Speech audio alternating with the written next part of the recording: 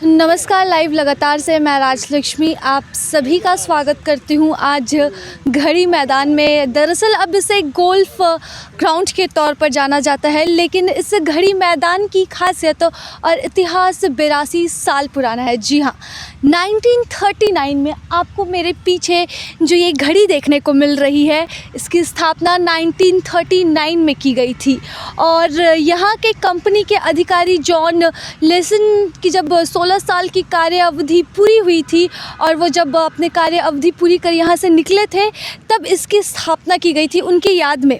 हालांकि ये वही दौर था जब द्वितीय विश्व युद्ध की भी तैयारियां चल रही थी, तो कहीं ना कहीं जमशेदपुर के इतिहास को और इस गोल्फ ग्राउंड के इतिहास को द्वितीय विश्व युद्ध के इतिहास से भी जोड़ा जाता है।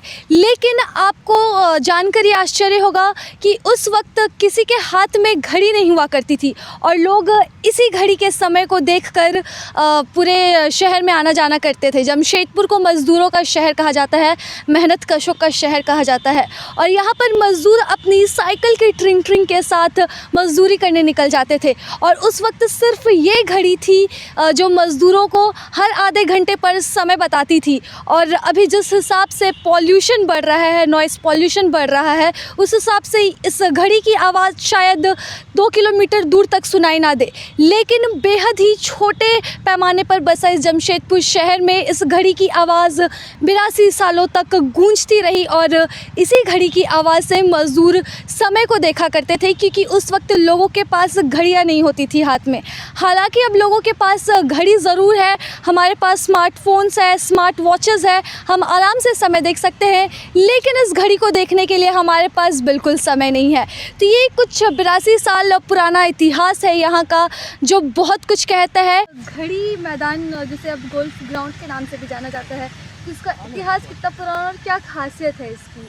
देखिए, ये इतिहास ऐसा है ना कि 1939 में ये जो क्लॉक टावर आप देख रही हैं हमारे पीछे, ये इस्टेब्लिश हुआ था और उस समय हमारे टिनपेट कंपनी के जो पहले जीएम थे मिस्टर जॉन लेसन, उन्होंने 16 साल लगातार सर्विस की हमारे कंपनी में, तो उनकी सर्विस को डेडिकेट करते हुए इसको इस्टेब्लिश किया गया था।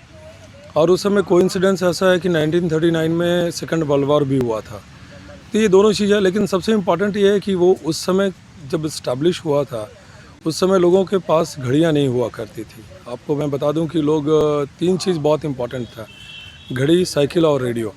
जब शादी वगैरह में भी लड़कों को दिया जाता था या दहेज का प्रचलन जिस रूप में भी था, उपहार के रूप में, तो उस समय घड़ी, साइकिल और रेडियो अगर ना मिले तो अच्छी बात नहीं थी।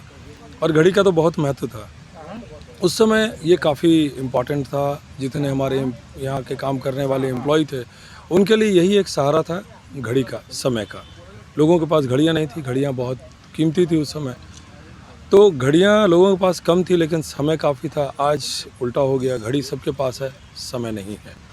ये जो स्तंभ है जो खड़ा है उस समय से 1939 से आज लगभग 82 ईयर्स हो गए हैं, ये आज भी याद दिलाता है कि समय कितना इम्पॉर्टेंट होता है।